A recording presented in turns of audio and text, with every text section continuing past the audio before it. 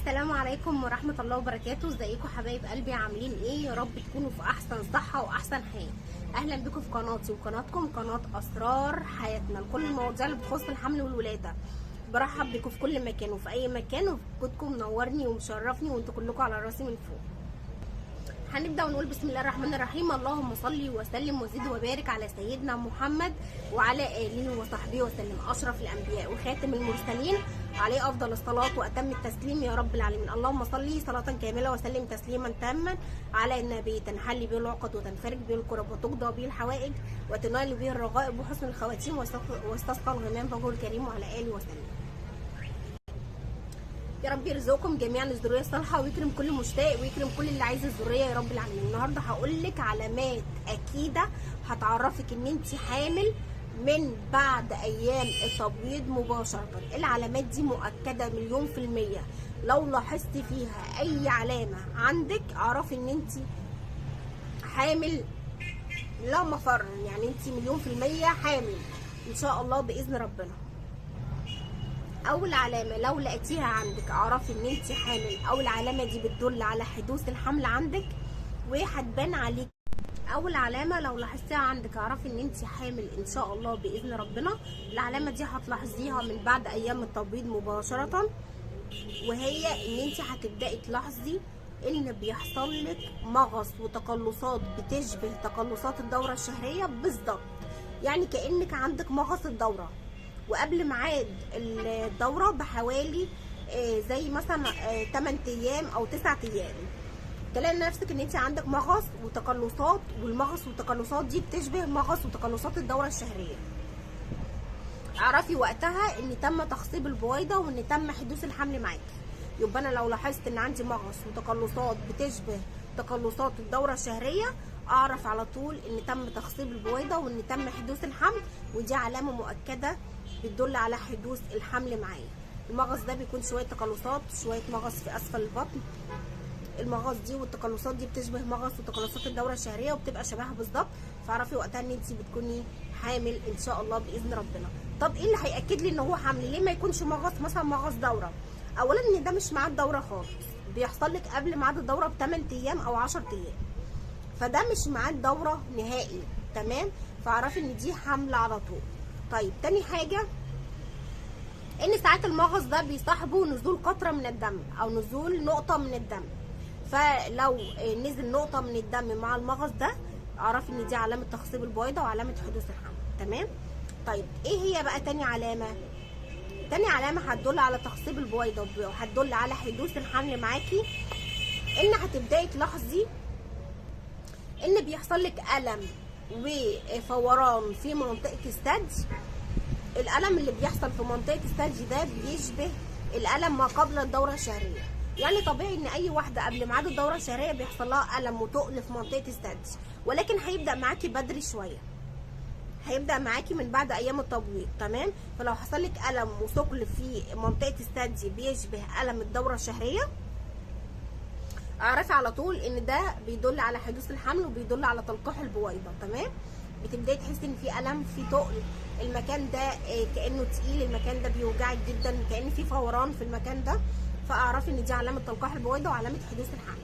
طيب نيجي بقى للعلامه اللي بعد كده اللي هتدل ان انا حامل، هي كثره التبول. ازاي؟ يعني لو انا متعوده ادخل الحمام 5 6 مرات في اليوم هلاقيهم الضعف، هلاقيهم 12 مره، هلاقيهم مثلا 10 مرات وهكذا. تمام، يبقى انا هلاقي نفسي ان انا بدخل الحمام كتير جدا، هلاقي نفسي ان انا بتردد على الحمام بكثره. فاعرف ان انت لو بتدخلي الحمام كتير وان انت متعوده بتدخلي الحمام مثلا 5 مرات لقيتي نفسك بتدخلي 10 مرات اعرفي ان دي علامه بتدل على تلقيح البويضه وبتدل معاكي على حدوث الحمل ان شاء الله باذن ربنا. تمام. طيب العلامه اللي بعد كده ان انت هتلاقي نفسك ان بيحصل لك هبوط وهمدان ودوخه. الهبوط والهمدان والدوخه دول بعكس العاده، يعني مش الطبيعي اللي انت متعوده عليه، لا ده في حاجه جديده طرقت عليا، ان انا حاسه ان انا في حاجه غريبه شويه. فالهبوط والدوخه والنهجان والحاجات اللي ممكن تحصل لك دي اعرفي على طول ان انت بتدل على حدوث الحمل وبتدل معاكي على تلقيح البويضه. طيب ايه هي العلامه اللي بعد كده؟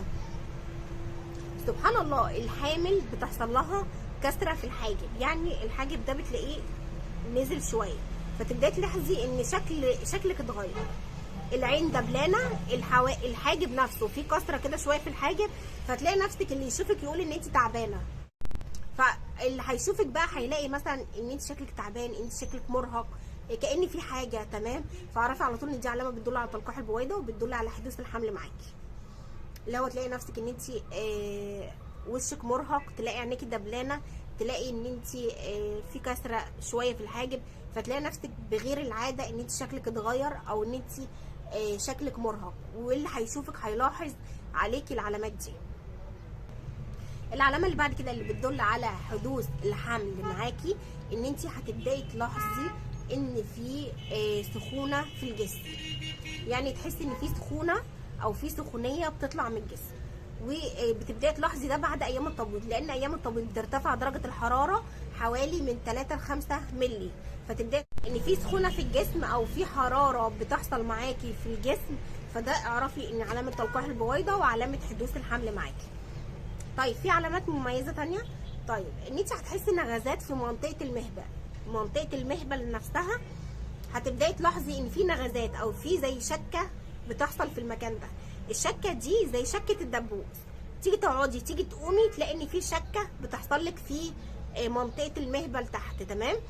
طيب ممكن تلاقي افرازات بتنزل عليكي بكثره، ممكن تلاقي ان في افرازات مهبليه بتنزل بكثره، فدي علامه حدوث الحمل وعلامه تلقيح البويضه. ان انا الاقي نفسي ان في افرازات مهبليه بتنزل عليا كتير، ان انا الاقي نفسي ان انا مجرد ما اقعد او اقوم الاقي ان في نغزه او شكه بتحصل لي في منطقه المهبل، فدي على طول علامات بتدل على تلقيح البويضه. الشكه اللي انت هتحصل لك دي ممكن تحسيها في الثدي، ممكن تلاقي منطقه الهاله اللي حوالين الثدي لونها غماء عن الطبيعي، ده لو انت ملاحظه. ممكن تلاقي نفسك ان بتلاقي نفسك ان حركتك تقيله، او حركتك في كسل، في حركه بتقل شويه، فاعرفي ان دي بتدل على حدوث الحمل. كل العلامات دي لو لاحظتيها اعرفي ان هي بتدل على حدوث الحمل، والعلامات دي بتؤكد لك 100% ان انت حامل من بعد الدوره الشهريه، وهي علامات مؤكده وبتحصل لنسبه 90% من الحوامل، ده لو ما كانش 100%، لان معظم العلامات دي بتحصل لنسبه كبيره جدا من الحوامل، وبتبداي ان انت تلاحظيها فعلا وبتلاقيها عندك، واعرفي وقتها ان انت بتكوني حامل، وان دي علامه تلقيح البويضه، وان دي علامه حدوث الحمل عندك ان شاء الله. بكده انا خلصت الفيديو بتاع النهارده، انهيته. يا رب اكون افدتكم، اكون ضيفه خفيفه عليكم، واكون بقدر اساعدكم واقدم لكم المعلومات اللي انتوا بتحبوها احلى واغلى خوات.